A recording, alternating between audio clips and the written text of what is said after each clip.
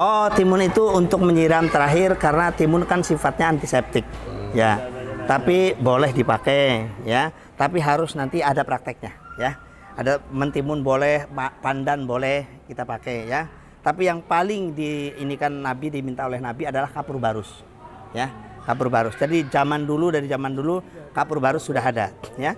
Setelah begitu baru ke bawah udah pada lurus semua, terus digunting bajunya. Ya, gunting bajunya.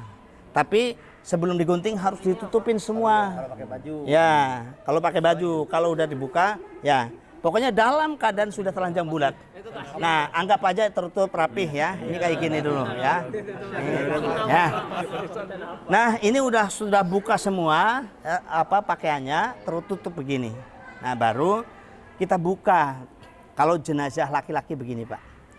Kita buka sampai ke pusar. Kalau jenazah perempuan hanya mukanya saja yang kelihatan, ya. Terus ini kaki juga kita gulung, ya. Kita gulung sampai dengan lutut. Jadi aurat laki-laki adalah pusar sampai lutut. Ini yang kita blokir. Nah, setelah itu baru disampaikan. Ini kan umpama keluarga, ya. Sebenarnya yang paling berhak memandikan jenazah itu adalah keluarganya, ya. Nah, karena kebanyakan kan ini fardu kifayah, yang penting ada amil, inilah yang jadi suka menginikan amil, ya. Jadi keluarganya yang paling berhak sebenarnya. Nah, ini gunanya kita tahu, ya. Syukur nanti ada tim nggak perlu banyak-banyak. Yang penting adalah keluarganya nanti diajarkan, ya. Training mendadak. Nah, setelah begini disampaikan. Kalau saya yang lakukan biasa begini.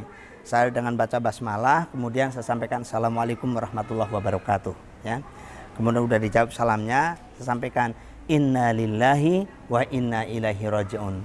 Telah berpulang ke rahmatullah, siapa sebutkan namanya? Pak Fulan bin Fulan. Ya, semoga Allah memberikan tempat yang baik di sisinya. Terus sampaikan, hak almarhum kepada kita yang hidup ada 4. Yang pertama dimandikan, yang kedua dikafankan, yang ketiga disolatkan, dan yang keempat adalah dimakamkan. Untuk menunaikan hak almarhum yang pertama, mari kita niat ikhlas karena Allah Subhanahu wa taala. Kita ajak niat, ya. Niat di dalam hati, tapi ada juga yang minta diajarkan niat pakai dilafazkan. Silahkan, enggak usah perlu dipertentangkan, Pak, ya. Umpama nawaitu husla li hadhil mayyiti fardhu kifayah lillahi taala. Umpama ada yang mau pakai bahasa dilafazkan di dalam niat. Kalau yang ini cukup dalam hati saja, itu pun sah-sah saja. Niat dalam hati kita akan memandikan jenazah almarhum. Dan mari kita awali dengan membaca basmalah. Bismillahirrahmanirrahim. Kita pakai sarung tangan, ya. Terus kemudian juga dijelaskan kepada keluarganya. Kadang kan ada yang sama sekali tidak tahu, ya. Kaifiat memandikan jenazah adalah pertama istinja. Sebenarnya sama dengan mandi janabat, nggak langsung gebyur-gebyur. Jadi pertama kali istinja, ya, istinja pintu bawah, pintu atas. Setelah istinja diwudukan. Setelah diwudukan baru dimandikan sebanyak 3 kali. Nah, ini yang sering kebalik, orang mandiin dulu, setelah dimandiin baru diwudukan. Nah, urutannya adalah istinja dulu, sama persis dengan mandi janabat, ya. Udah bersih, cebok lah bahasa kita, ya. Sudah itu bersih atas bawah, baru ini. Nah, cara mengistinjakan nanti kita ini kan berjalan. Jadi yang penting jelaskan dulu, ya. Nanti setelah istinja, wudu, baru kita mandikan sebanyak 3 kali, ya.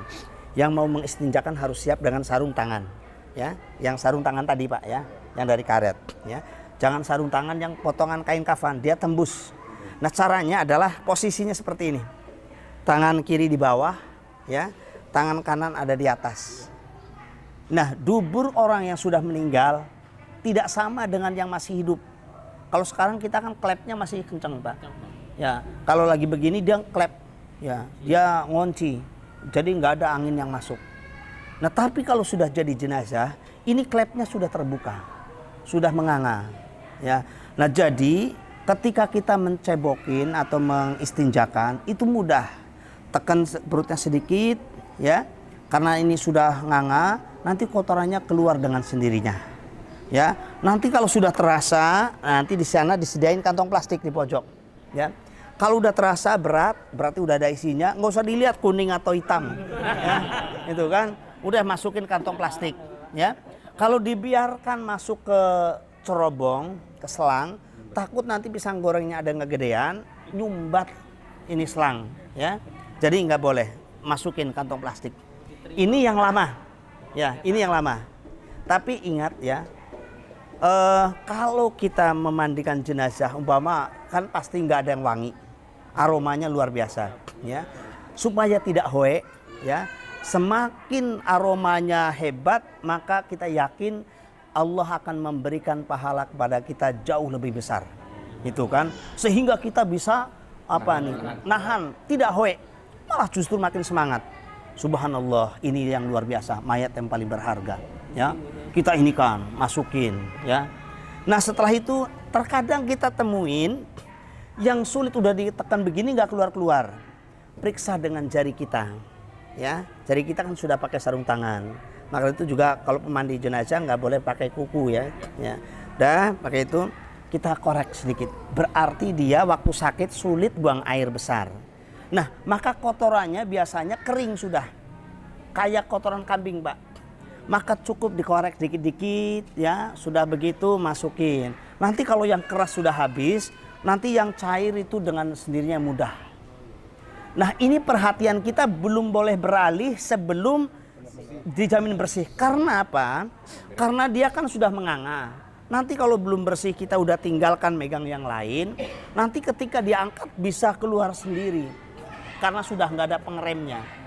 Ini yang berat, ini yang ini. Tapi niatin semakin hebat maka Allah akan memberikan ganjaran kepada kita yang jauh.